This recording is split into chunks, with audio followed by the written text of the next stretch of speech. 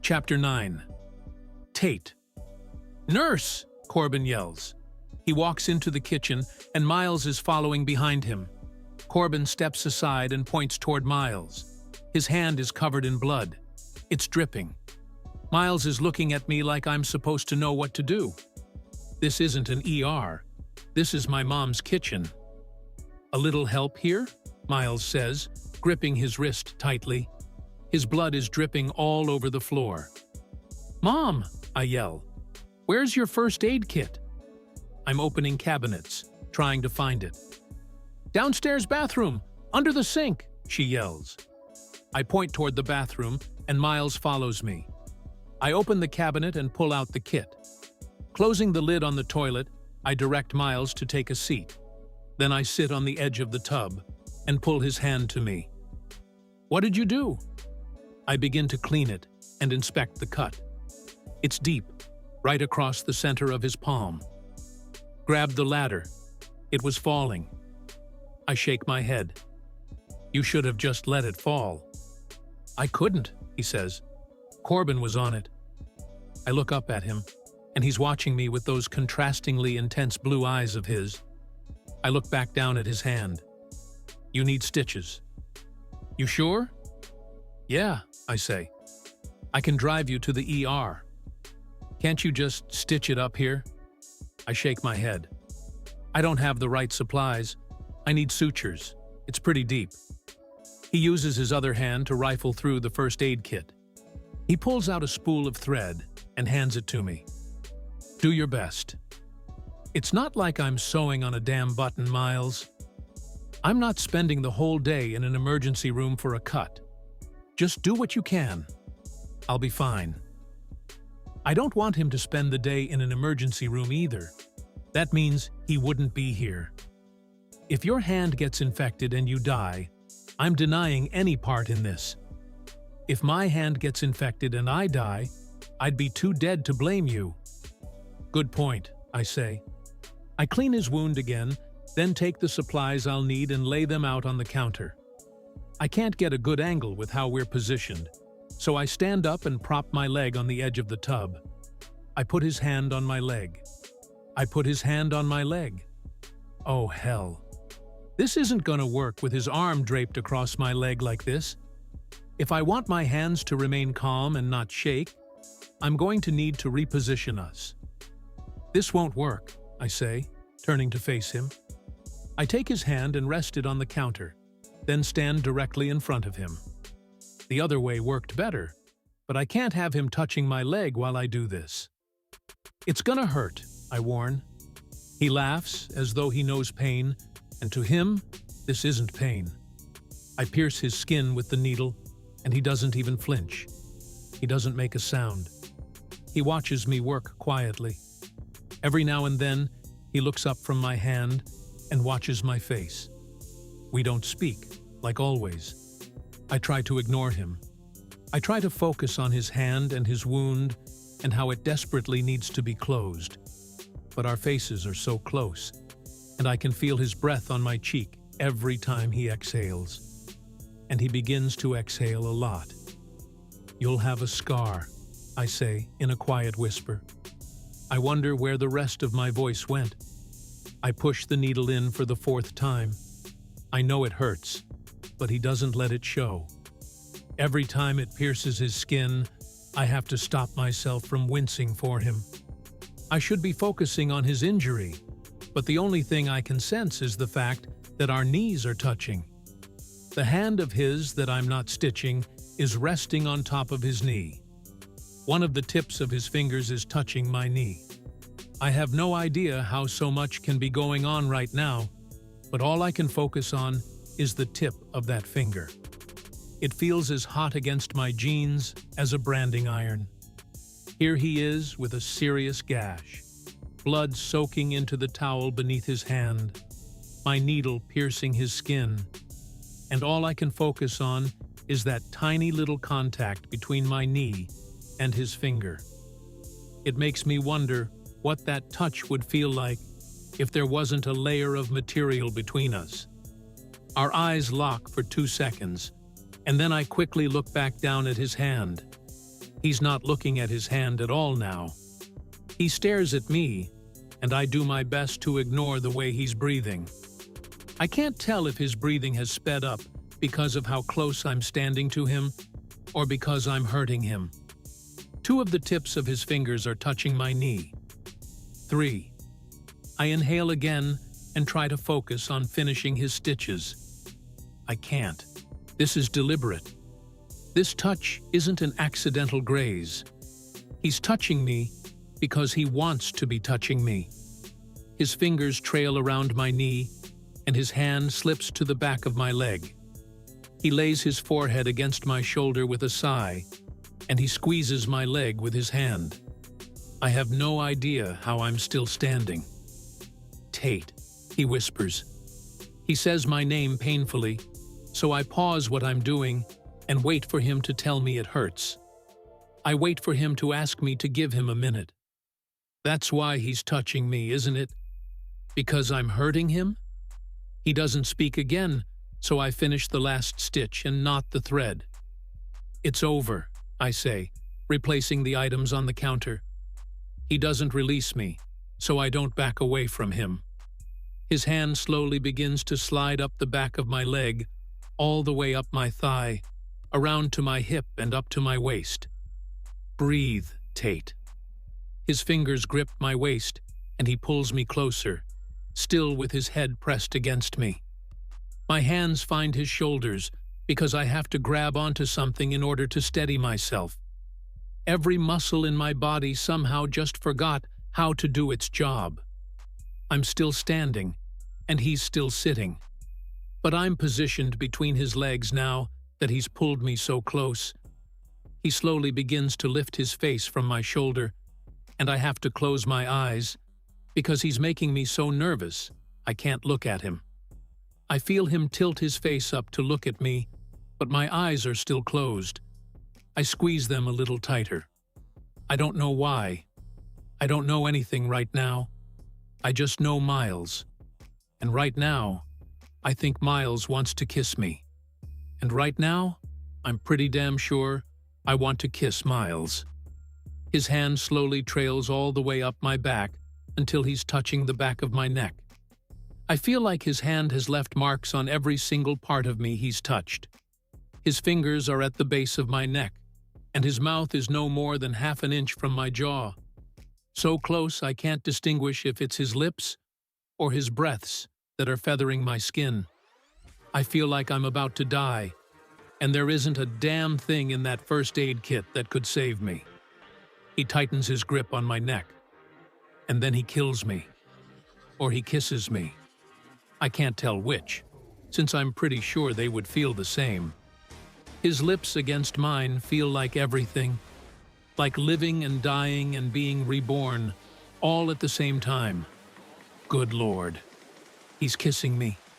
His tongue is already in my mouth, gently caressing mine, and I don't even remember how that happened. I'm okay with it, though. I'm okay with this. He begins to stand, but his mouth remains on mine. He walks me a few feet until the wall behind me replaces the hand that was on the back of my head. Now he's touching my waist. Oh my God, his mouth is so possessive.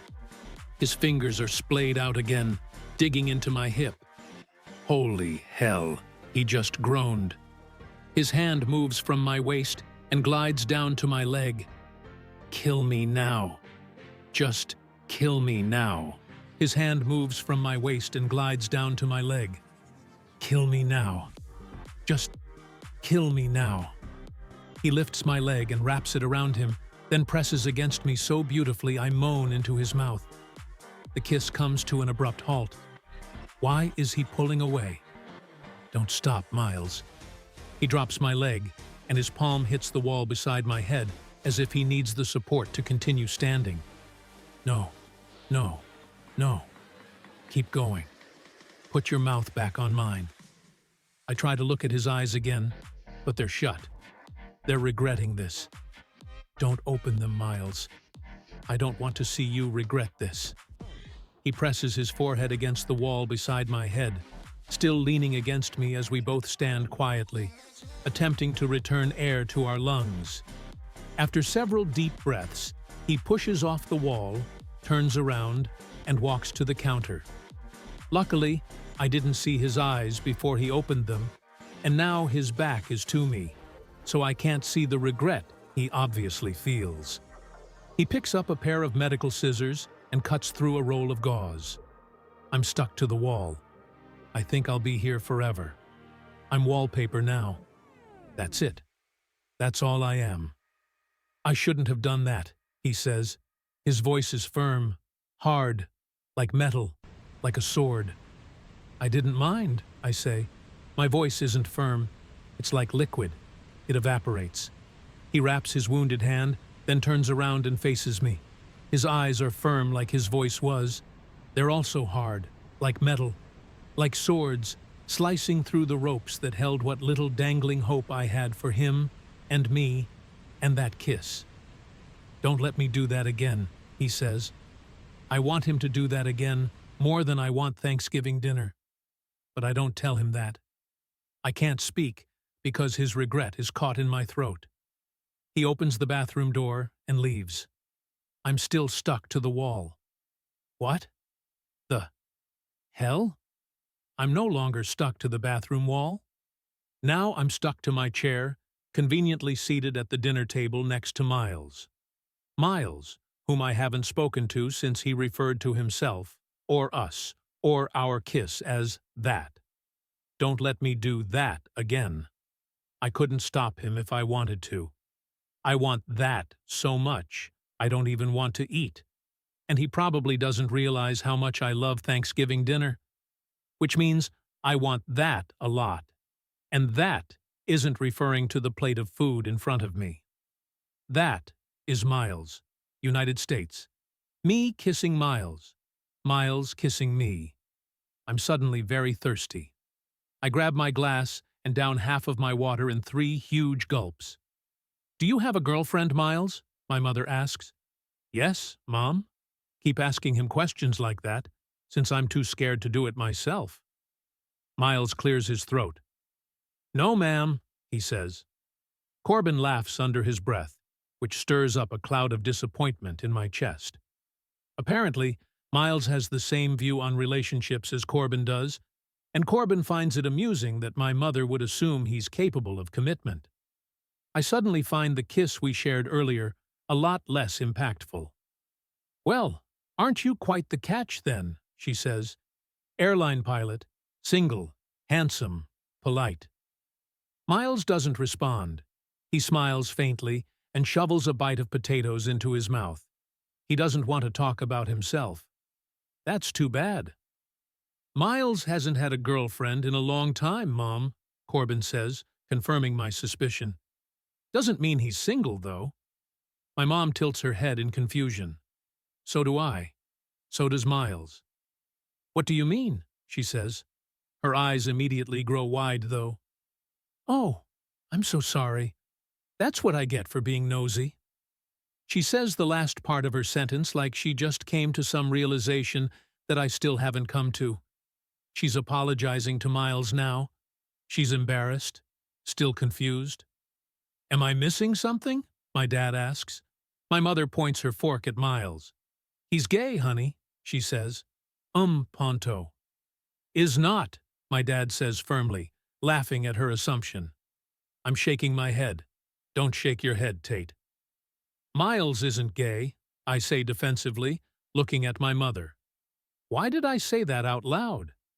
Now Corbin looks confused. He looks at Miles. A spoonful of potatoes is paused in midair in front of Miles, and his eyebrow is cocked. He's staring at Corbin. Oh, shit, Corbin says. I didn't know it was a secret. Dude, I'm so sorry. Miles lowers his spoonful of mashed potatoes to his plate, still eyeing Corbin with a perplexed look about him. I'm not gay. Corbin nods. He holds up his palms and mouths. I'm sorry. Like he didn't mean to reveal such a big secret. Miles shakes his head. Corbin, I'm not gay. Never have been, and pretty sure I never will be. What the hell, man? Corbin and Miles are staring at each other, and everyone else is watching Miles. But, Corbin stutters, you said, one time you told me? Miles drops his spoon and covers his mouth with his hand, stifling his loud laughter. Oh my God, Miles. Laugh, laugh, laugh, laugh. Please think this is the funniest thing that's ever happened, because your laugh is also so much better than Thanksgiving dinner. What did I say to you that made you think I was gay? Corbin sits back in his chair.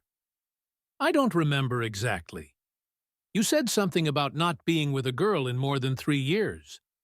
I just thought that was your way of telling me you were gay. Everyone is laughing now, even me. That was more than 3 years ago. This whole time you've thought I was gay? Corbin is still confused. But tears. Miles has tears. He's laughing so hard. It's beautiful. I feel bad for Corbin. He's kind of embarrassed. I do like how Miles thinks it's funny, though. I like that it didn't embarrass him. 3 years? My dad says, still stuck on the same thought I'm still kind of stuck on. That was 3 years ago, Corbin says, finally laughing along with Miles. It's probably been 6 by now. The table slowly grows quiet. This embarrasses Miles. I keep thinking about that kiss in the bathroom earlier and how I know for a fact it hasn't been 6 years since he's been with a girl. A guy with a mouth as possessive as that one knows how to use it, and I'm sure it gets used a lot. I don't want to think about it. I don't want my family thinking about it. You're bleeding again, I say, looking down at the blood-soaked gauze that's still wrapped around his hand. I turn to my mother. Do you have any liquid bandage? No, she says. That stuff scares me. I look at Miles. After we eat, I'll check it, I say. Miles nods but never looks at me. My mother asks me about work, and Miles is no longer the center of attention. I think he's relieved about that. I turn off my light and crawl into bed, not sure what to make of today. We never spoke again after dinner, even though I spent a good 10 minutes redressing his wound in the living room. We didn't speak through the entire process. Our legs didn't touch. His finger didn't touch my knee. He didn't even look up at me. He just watched his hand the entire time, focused on it like it would fall off if he looked away. I don't know what to think about Miles or that kiss. He's obviously attracted to me, or he wouldn't have kissed me. Sadly, that's enough for me. I don't even care if he likes me. I just want him to be attracted to me, because the liking can come later. I close my eyes and try to fall asleep for the 5th time, but it's pointless. I roll onto my side and face the door just in time to see the shadow of someone's feet approach it. I watch the door, waiting for it to open, but the shadows disappear, and footsteps continue down the hall. I'm almost positive that was Miles, but only because he's the only person on my mind right now. I release a few controlled breaths in order to calm myself down enough to decide whether I want to follow him. I'm only on the 3rd breath when I hop out of bed. I debate brushing my teeth again, but it's only been 20 minutes since I last brushed them. I check my hair in the mirror, then open my bedroom door and walk as quietly as I can into the kitchen. When I round the corner, I see him. All of him. He's leaning against the bar, facing me, almost like he was expecting me. God, I hate that. I pretend it's just a coincidence that we ended up here at the same time, even though it's midnight. Can't sleep? I walk past him to the refrigerator and reach for the orange juice. I take it out, pour myself a glass, then lean against the counter across from him. He's watching me, but he doesn't answer my question. Are you sleepwalking? He smiles, soaking me up from head to toe with his eyes like a sponge. You really love orange juice, he says, amused. I look down at my glass, then back up to him and shrug. He takes a step toward me and motions for the glass. I hand it to him, and he brings it to his lips, takes a slow sip, and hands it back to me. All these movements are completed without his ever breaking eye contact with me. Well, I definitely love orange juice now. I love it too, he says, even though I never answered him. I set the glass down beside me, grip the edges of the counter, and push myself up until I'm seated on it. I pretend he isn't invading my entire being, but he's still everywhere, filling the kitchen, the entire house. It's way too quiet. I decide to make the first move. Has it really been 6 years since you've had a girlfriend? He nods without hesitation, and I'm both shocked and extremely pleased by that answer. I'm not sure why I like it. I guess it's just so much better than what I was imagining his life was like. Wow, have you at least 0.0? I don't know how to finish this sentence. Had sex? He interjects. I'm glad the only light on is the one over the kitchen stove, because I'm absolutely blushing right now. Not everyone wants the same things out of life, he says. His voice is soft, like a down comforter. I want to roll around in it, wrap myself up in that voice. Everyone wants love, I say. Or at least sex. It's human nature. I can't believe we're having this conversation. He folds his arms across his chest. His feet cross at the ankles. I've noticed this is his form of personal armor. He's putting up his invisible shield again, guarding himself from giving too much away. Most people can't have one without the other, he says, so I find it easier to just give up both. He's studying me, gauging my reaction to his words. I do my best not to give him one. So which of the two do you not want, Miles? My voice is embarrassingly weak. Love or sex? His eyes remain the same, but his mouth changes. His lips curl up into a barely there smile. I think you already know the answer to that, Tate. Wow. I blow out a controlled breath, not even caring if he knows those words affected me like they did. The way he says my name makes me feel just as flustered as his kiss did. I cross my legs at the knees, hoping he doesn't notice it's my own personal armor. His eyes drop to my legs, and I watch him softly inhale. 6 years. Unbelievable. I look down at my legs, too. I want to ask him another question, but I can't look at him when I ask it. How long has it been since you kissed a girl? 8 hours, he replies, without hesitation. I raise my eyes to his, and he grins, because he knows what I'm asking him. The same, he utters quietly. 6 years. I don't know what happens to me, but something changes. Something melts. Something hard or cold or covered in my own personal armor is turning to liquid now that I'm realizing what that kiss really meant. I feel like I'm nothing but liquid, and liquid doesn't do a good job of standing or walking away, so I don't move. Are you kidding me? I ask disbelievingly. I think he's the one blushing now. I'm so confused. I don't understand how I've pegged him so wrong, or how what he's saying is even possible. He's good looking. He has a great job. He definitely knows how to kiss. So why hasn't he been doing it? What's your deal then? I ask him. You have STDs? It's the nurse in me. I have no medical filter. He laughs. Pretty damn clean, he says. He still doesn't explain himself, though. If it's been 6 years since you kissed a girl, then why did you kiss me? I was under the impression you didn't even really like me. You're really hard to read. He doesn't ask me why I'm under the impression that he doesn't like me.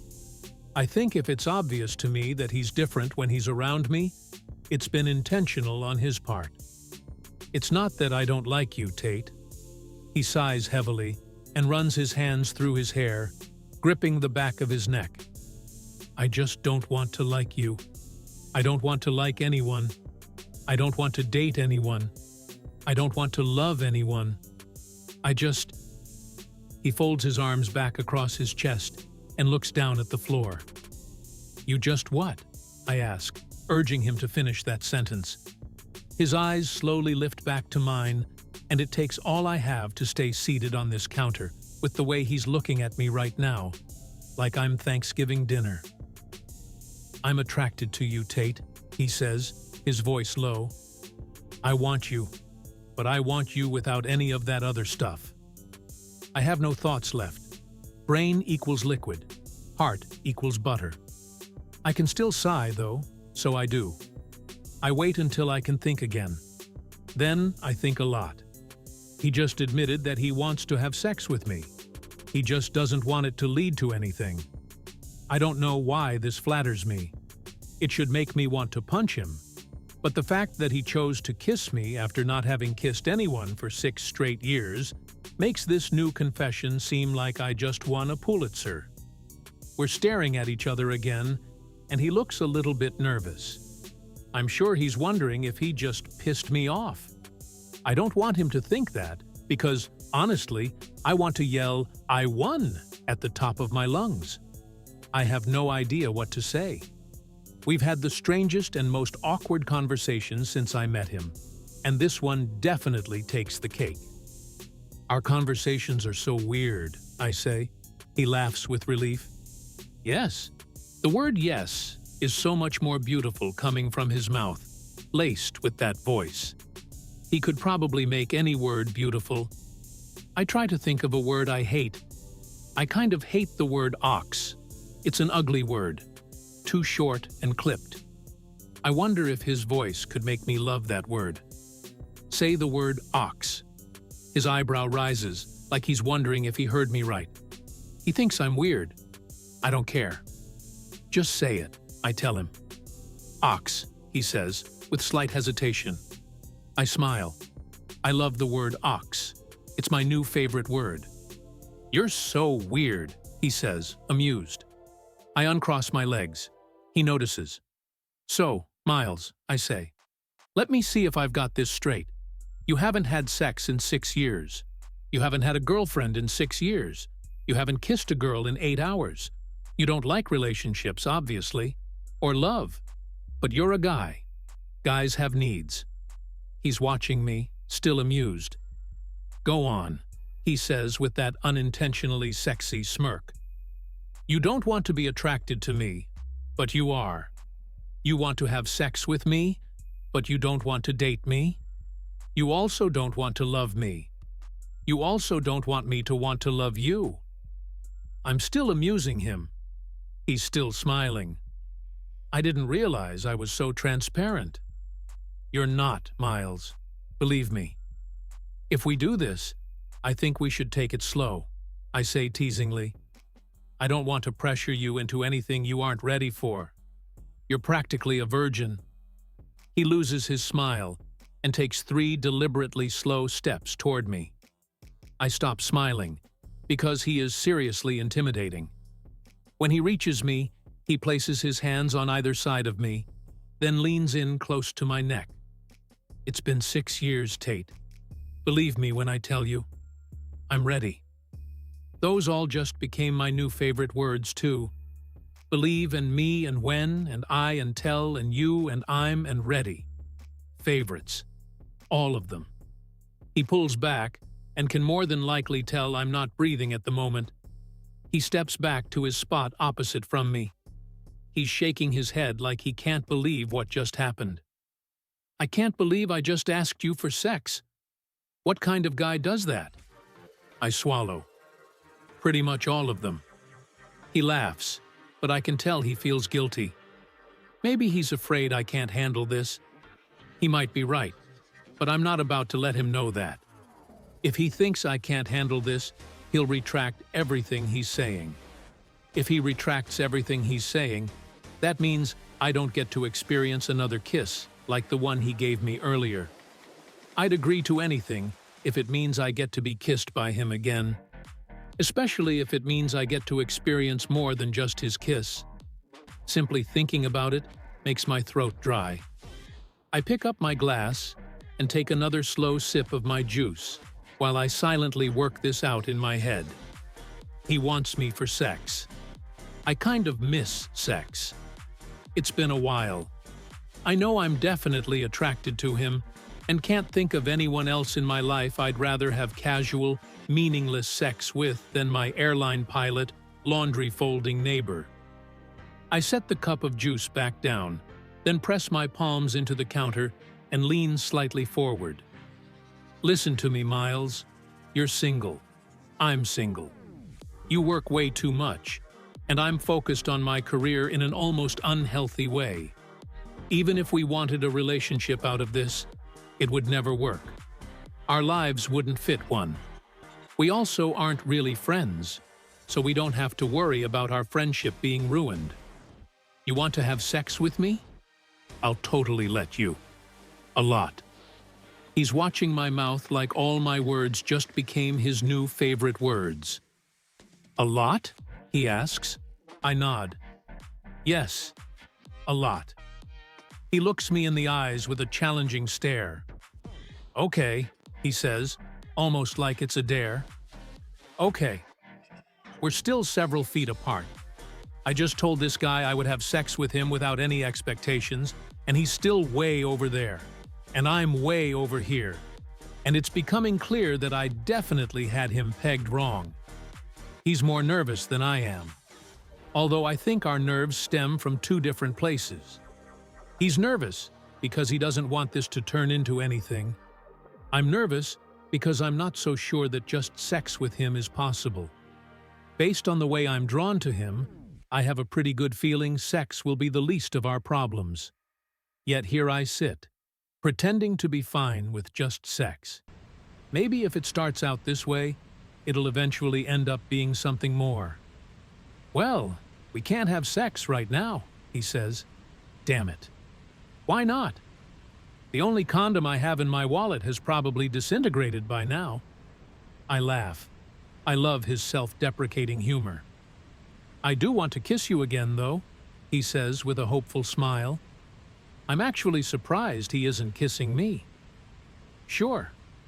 He slowly walks back to where I'm seated, until my knees are on either side of his waist. I'm watching his eyes, because they're looking at me like he's waiting for me to change my mind. I'm not changing my mind. I probably want this more than he wants this. He brings his hands up and slides them through my hair, brushing his thumbs across my cheeks. He inhales a shaky breath while looking down at my mouth. You make it so hard to breathe. He punctuates his sentence with his kiss, bringing his lips over mine. Every remaining part of me that had yet to melt in his presence is now liquefied like the rest of me. I try to recall a time when a man's mouth felt this good against mine. His tongue slides across my lips, then dips inside, tasting me, filling me, claiming me. Oh, my, I love his mouth. I tilt my head so I can taste more of it. He tilts his to taste more of mine. His tongue has a great memory because it knows exactly how to do this. He drops his injured hand and rests it on my thigh, while his other hand grips the back of my head, crushing our lips together. My hands no longer have hold of his shirt. They're exploring his arms, his neck, his back, his hair. I moan softly, and the sound causes him to press into me, pulling me several inches closer to the edge of the bar. Well, you're definitely not gay, someone says from behind us. Oh my God. Dad. Dad. Shit. Miles. Pulling away. Mr. jumping off the bar. Dad. Walking past us. He opens the refrigerator and grabs a bottle of water, like he walks in on his daughter being felt up by his houseguest every single night. He turns around and faces us, then takes a long drink. When he's finished, he puts the lid back on the bottle of water and puts it back in the fridge. He closes the refrigerator and walks toward us, passing between us, putting even more space there. Go to bed, Tate, he says, as he exits the kitchen. I cover my mouth with my hand. Miles covers his face with his. We're both completely mortified. He more so than I'm sure. We should go to sleep, he says. I agree with him. We walk out of the kitchen without touching. We reach my bedroom door first, so I pause and turn around and face him. He pauses too. He looks to his left, then briefly to his right, to make sure we're alone in the hallway. He takes a step forward and steals another kiss. My back meets my bedroom door, but he's somehow able to pull his mouth away. You sure this is okay? He asks, searching my eyes for doubt. I don't know if this is okay. It feels good, and he tastes good, and I can't think of anything I want more than being with him. However, the reasons behind his 6 years of abstinence are what I'm concerned about. You worry too much, I say with a forced smile. Would it help if we had rules? He studies me quietly before taking a step back. It might, he says. I can only think of 2 right now. What are they? His eyes focus on mine for several seconds. Don't ask about my past, he says firmly, and never expect a future. I absolutely don't like either of those rules. They both make me want to change my mind about this arrangement and turn and run away. But instead, I'm nodding. I'm nodding because I'll take what I can get. I'm not Tate when I'm near Miles. I'm Liquid, and Liquid doesn't know how to be firm or stand up for itself. Liquid flows. That's all I want to do with Miles. Flow. Well, I only have one rule, I say quietly. He waits for my rule. I can't think of a rule. I don't have any rules. Why don't I have rules? He's still waiting. I don't know what it is yet, but when I think of it, you have to follow it. Miles laughs. He leans forward and kisses me on the forehead, then walks toward his room. He opens the door but glances back at me for a brief second before disappearing into the room. I'm not positive, but I'm pretty sure the expression I just saw on his face was fear. I just wish I knew what he was scared of, because Lord knows I know exactly what I'm afraid of. I'm afraid of how this is going to end. To be continued.